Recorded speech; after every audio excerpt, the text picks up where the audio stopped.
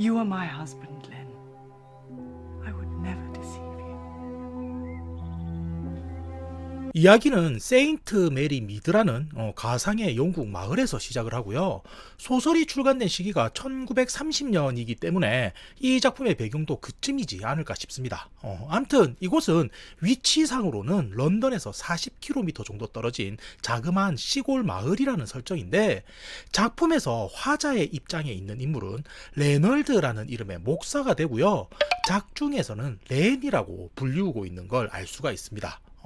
그리고 보시는 장면 속의 인물들이 그의 주변 지인들이 되는데, 우선 이 여성분 같은 경우는 렌의 아내인 그리셀다가 되고요. 옆에 앉아있는 남자아이는 목사의 조카인 데니스라고 설명을 합니다. 그리고 뒤쪽엔 메리라는 가정부의 모습도 비쳐 보이는데, 이렇게 언급한 사람들이 이 목사관의 가족이다라고 보시면 되고요. 렌의 오른쪽에 위치한 부목사는 호즈라는 인물인데, 이 교회에서는 재물을 담당하고 있다고 언급이 됩니다. 그러니까 돈이 들어오고 나오고 같은 걸 관리한다, 이런 말인 거고요. 다시 인물 소개로 돌아가면 왼쪽 편에 앉은 잘생긴 남성은 로렌스라는 이름의 젊은 화가인데, 원래 이 마을 사람은 아니지만 그림을 그리려 방문을 했고, 지금은 목사관 뒷마당에 포함되어 있는 별채에서 생활을 한다고 설명을 합니다.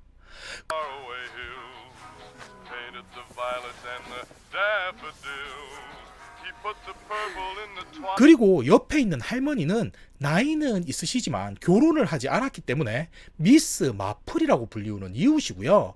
거동이 불편해서 주로 책을 읽으며 시간을 보내는데, 특히 추리 소설을 좋아한다고 묘사가 됩니다.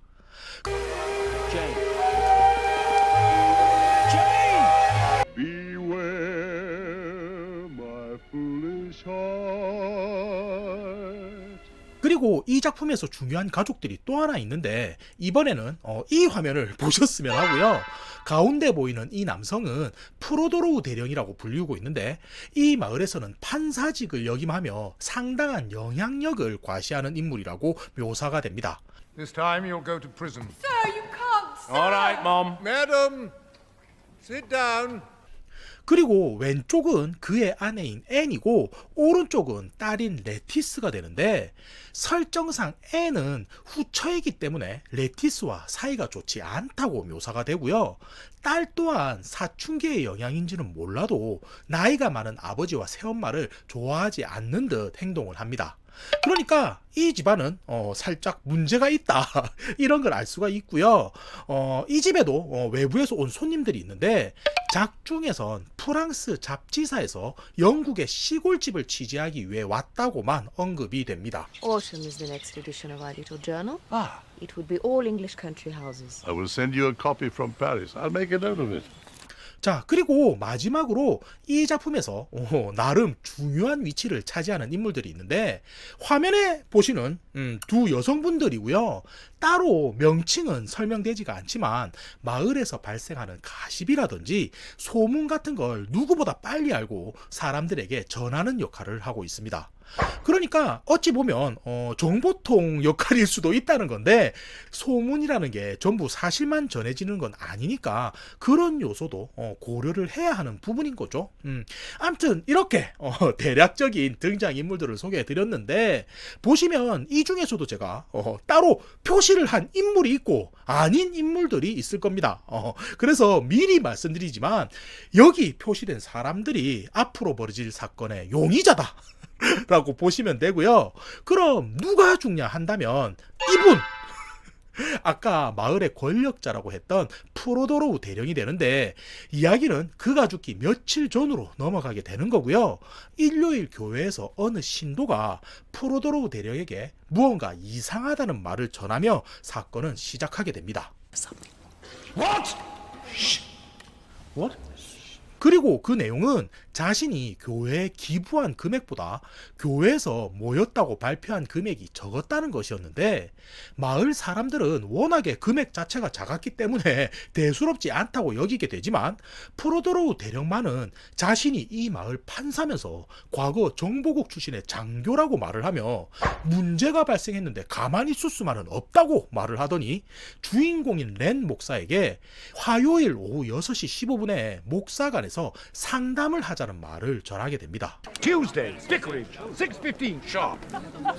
헌데 이때 마을 사람들의 반응을 보면 역시 판사님은 다르셔! 라기보다는 저 양반 또 왜 저러지? 하는 반응인데, 평소에도 마을에선 그를 융통성이 없고 거만하다며 싫어하고 있었다는 걸 알 수가 있고요. 특히 목사관의 가정부인 메리 같은 경우는 남자친구가 단순 벌금형으로 끝날 일을 복역형을 받게 되어 실직을 하게 된 일로 프로도로우 대령을 상당히 원망하고 있는 모습을 보여주기도 합니다. 28 days. I'll lose my job, you old bastard. 29. 헌데 마을 사람들이야 그럴 수도 있다 손 치지만, 진짜 문제는 집안에서도 발생하고 있었고요. 앞서서도 가족들끼리 사이가 안 좋다고 언급하긴 했지만, 프로도로우의 어린 딸인 레티스가 마을의 젊은 화가에게 빠져 있다는 소문이 돌게 되면서 There's art and there's smut. How dare he? And how dare you? 이 일로 두 사람은 크게 다투게 됩니다. 그리고 그 소문을 들은 목사는 화가인 로렌스와 이야기를 나누려고 찾아가게 되는데, 이번에는 그가 프로도로우 대령의 아내인 앤과 내연 관계였다는 걸 목격하게 되고요. 의도치는 않았지만 그 소문은 순식간에 마을 전체로 퍼져나가게 됩니다. 자, 근데 제가 죽는 사람이 프로도로우 대령이라고 미리 말씀을 드렸잖아요. 근데 벌써 용의자가 될 법한 인물이 4명이나 나온 거죠. 게다가 그중 2이 가족들인 상황인 건데, 이 일이 있은 후 로렌스는 자신이 모든 사람들을 실망시킨 것 같다며 마을을 떠나겠다고 이야기를 전하게 되고요. 앤에게도 이 사실을 전한 후 별채를 비워주겠다는 말을 렌에게 하게 됩니다.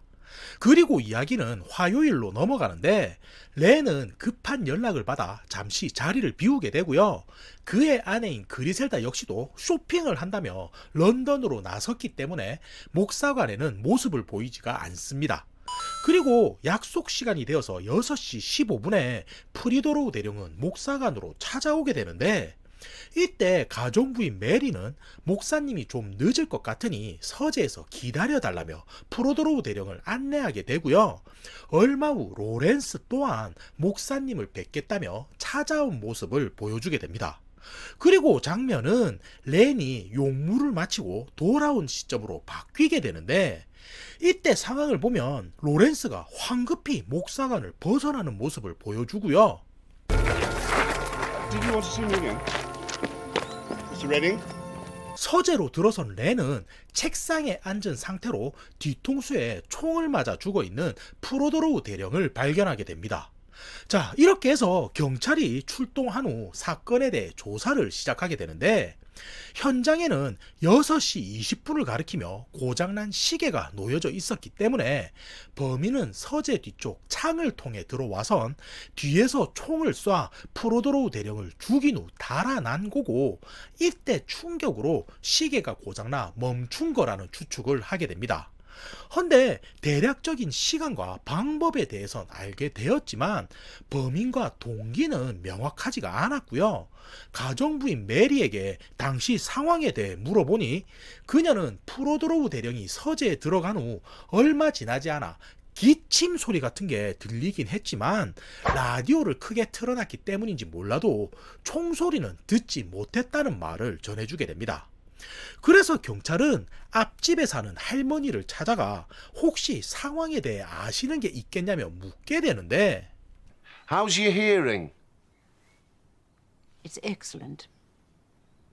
경찰은 이 나이 많은 할머니가 알아도 뭘 기억하겠냐 싶었지만 자신을 제인 마플이라고 소개한 이 여사님은 당시 정원에서 책을 읽고 있었기 때문에 상황을 정확하게 기억한다는 말을 전해주게 되고요. 프로도로우 대령이 목사관에 들어갔을 때 자신은 그의 아내인 앤과 함께 정원에서 담소를 나누고 있었다고 설명을 합니다. 헌데 기억하는 건 이뿐만이 아니었는데 얼마 후 자신의 집으로 전화가 걸려오더니 앤이 전화를 받고선 목사관 쪽에서 자신을 찾는 사람이 있다며 집을 나섰다는 이야기를 해주게 되고요.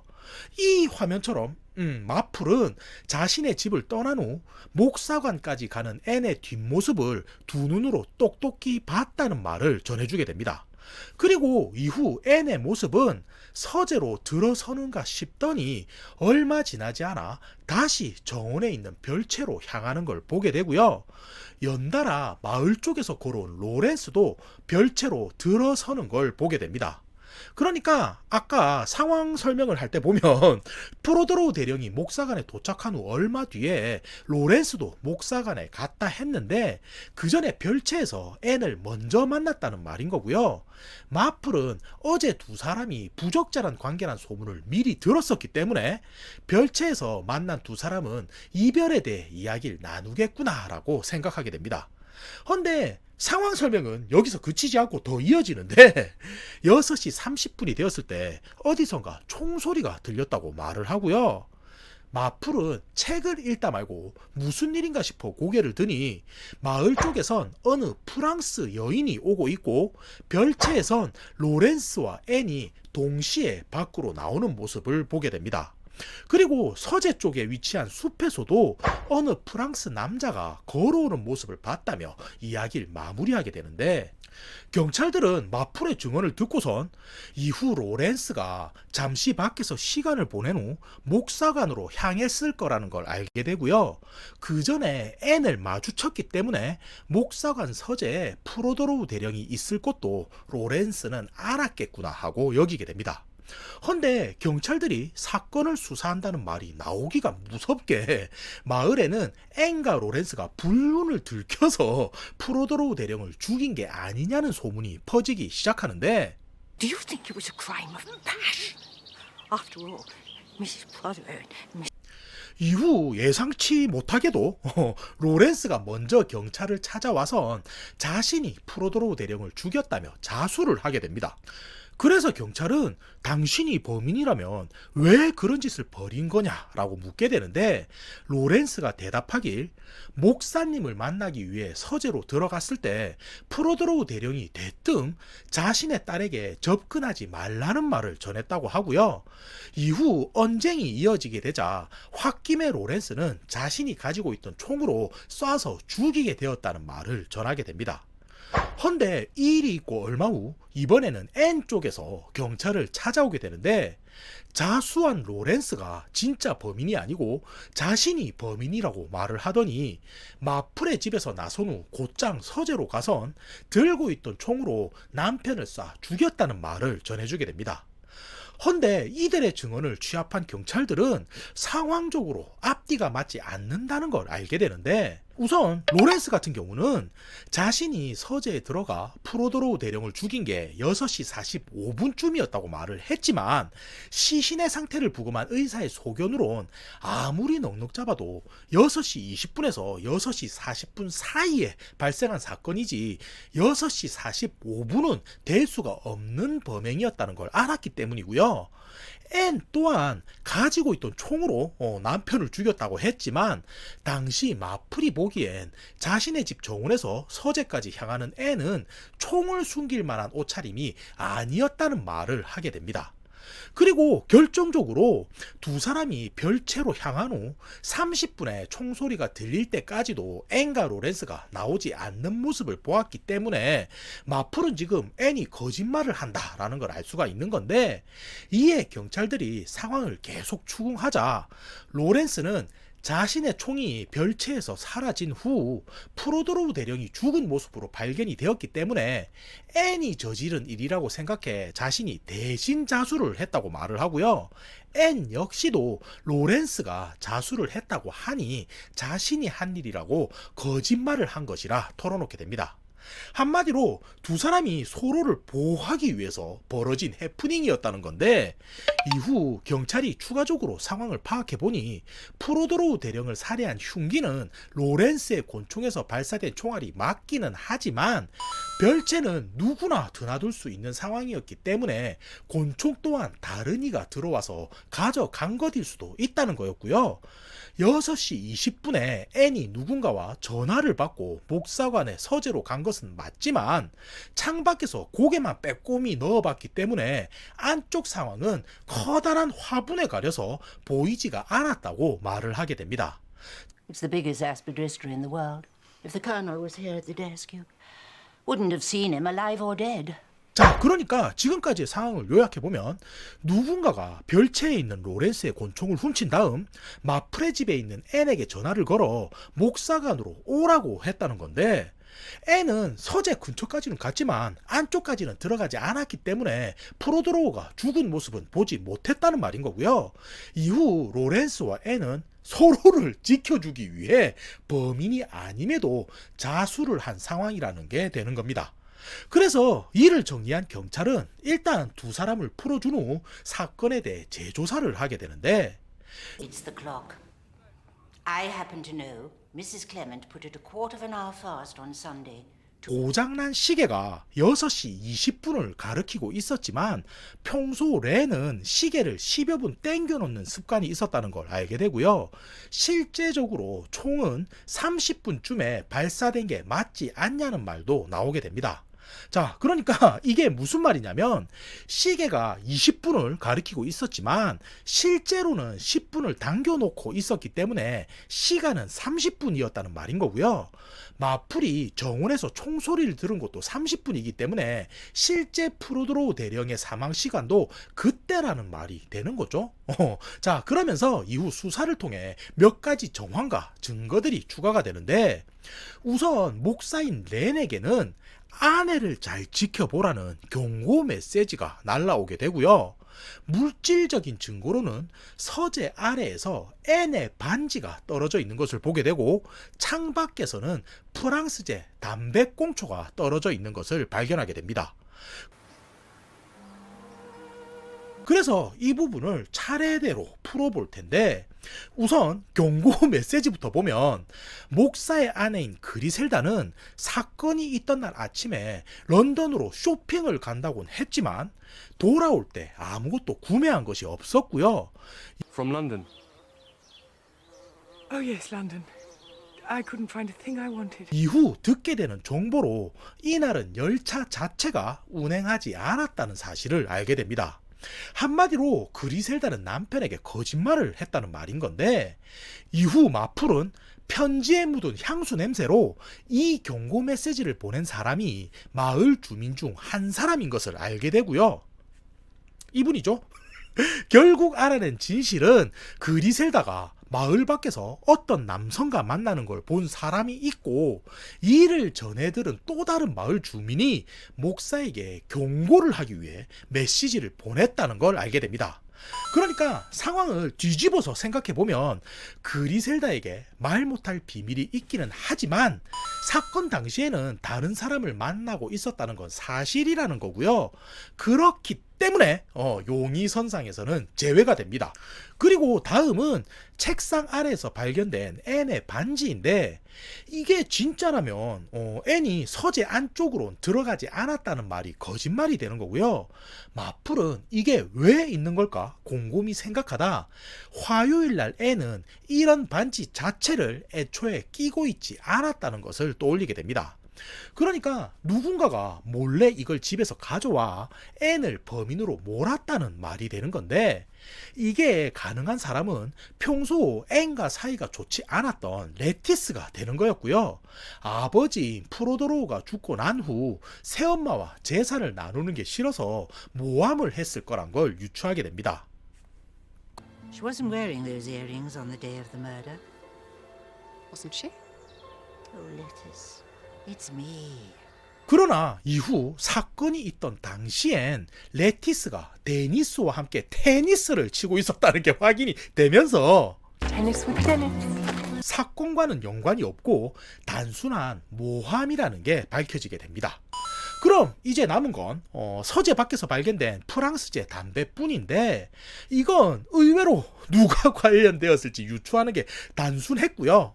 목사관에 생활하는 사람 중에 담배를 피는 사람은 없었기 때문에 프랑스에서 왔다는 두 사람을 조사해 보게 되고 이들이 근무한다는 잡지사는 이미 오래전에 폐간되고 없어졌다는 사실을 알게 됩니다.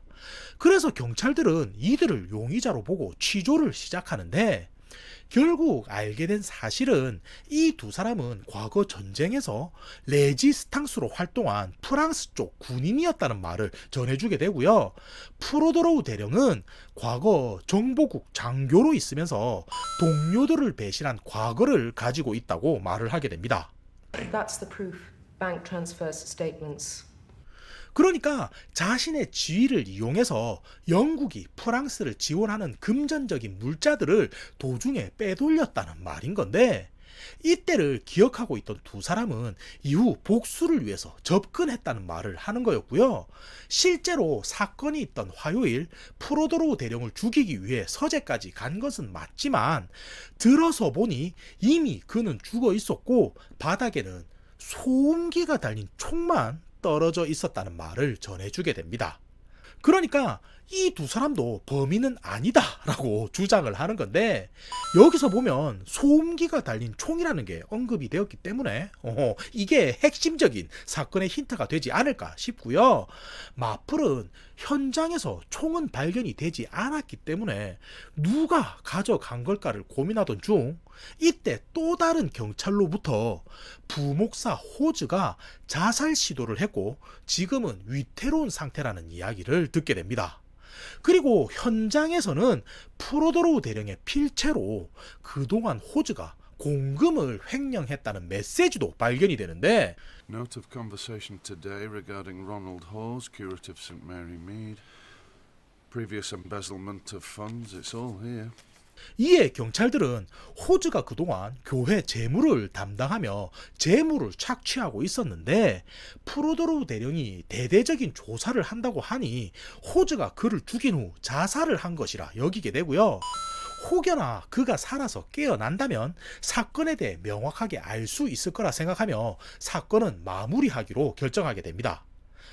헌데 이때인데 평소라면 쉽게 거동하지 않으시는 마플 여사님이 사람들 앞에 나서더니 진짜 범인은 따로 있다는 말을 전해주게 되고요. 그 정체는 맨 처음 용의선상에 올랐었던 앤과 로렌스 이 두 사람이 함께 저지른 범행이라는 말을 하게 됩니다. How clever. How wicked. 그리고 이제부터는 사건의 진상이 밝혀지는데 마플 여사님께서 설명하기론 어차피 프로도로우 대령이 죽게 되면 앤과 로렌스는 의심을 받았을 거라 이야기를 하고요. 이들은 이 점을 이용해서 일부러 자신들의 불륜 관계를 목사에게 보여준 거라고 말을 합니다. 그러면 이후 상황과 모순된 증언을 하더라도 상대를 지키기 위해 거짓말을 한다고 여길 거라 생각해서였는데 보기 좋게도 이 작전은 들이맞아서 두 사람은 용의선상에서 벗어날 수가 있었던 거고요.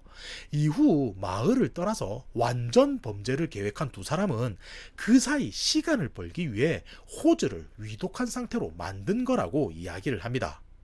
그럼 마플은 어떤 부분에서 힌트를 얻어 이런 추리를 하게 되었나 하는 건데 맨 처음 의아하게 여긴 건 범인이 마플의 집에 있던 앤에게 전화를 걸어 목사관으로 오라고 했었던 부분이었고요. 앤이 자신의 집에 있는 건 범인이 어찌 알았을까를 고민하다 앤과 범인이 공범이라면 가능하다는 추리를 하게 됩니다. 그리고 이때 당시 앤이 목사관으로 향하는 모습을 떠올리며 아무것도 들고 있지 않았기 때문에 자신은 앤이 범인이 아니라고 생각한 거지만 공범인 로렌스가 총을 미리 서재 옆에 있는 커다란 화분에 숨겨뒀다면 앤은 그 총으로 프로도로우 대령을 죽일 수 있었을 거라고도 여기게 되고요. 소음기가 달린 총이라면 소리도 나지 않았을 거라고 연결짓게 됩니다. 그러니까 로렌스가 자신의 총을 서재 화분에 숨겨두고선 이후 마플의 집에 있는 앤에게 전화를 걸어 준비가 되었다라는 연락을 전했던 거였고요. St. Mary Mead, 235. 앤은 자신이 빈손이라는 걸 일부러 마플에게 보여준 후 화분에 있는 총을 찾아 프로도로우를 죽였다는 게 되는 겁니다. 그러니까 가정부인 메리가 들었다는 기침 소리는 사실 총소리였다는 게 되는 거죠. 아무튼 그 후 앤은 그 총을 바닥에 내려놓고 다시 빈손으로 정원에 있는 별채로 넘어간 게 되는 거고요. 이후 마을 쪽에서 별채로 들어선 로렌스는 자신들의 알리바이를 만들기 위해 30분이 되었을 때 총소리를 일부러 낸 게 되는 겁니다. 그리고 이후 다시 서재로 간 로렌스는 바닥에 떨어진 총을 회수한 후 시계 또한 20분으로 바꿔서 범행 현장을 꾸며놓게 된 건데, 왜 시간이 30분이 아니고 20분으로 맞춰 놓았냐면 평소 목사님이 서재에 있는 시계를 10분가량 일찍 맞춰 놓는다는 걸 알고 있었기 때문인 거였고요. Set the clock knowing it was fast. 마지막으로 되돌아 나오던 중 우연히 프로도로우 대령이 쓰다만 메시지를 발견한 로렌스는 이걸 이용하면 호주가 범인으로 몰리거나 자신들이 마을을 떠날 때까지 시간을 벌어줄 수도 있겠다고 여기게 되고요. 결국은 자신들의 안위를 위해 전혀 관계없는 사람마저도 해치는 일을 하게 된 거죠.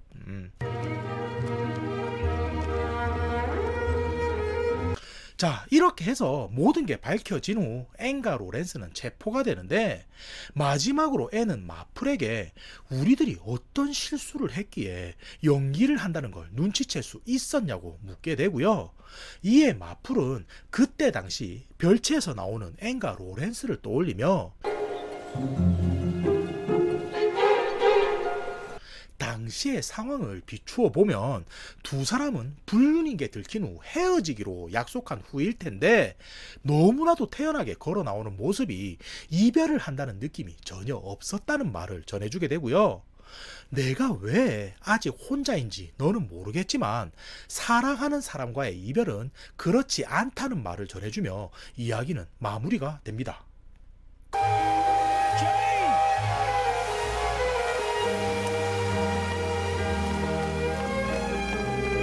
근데 여기서 살짝 찝찝한 게 있죠.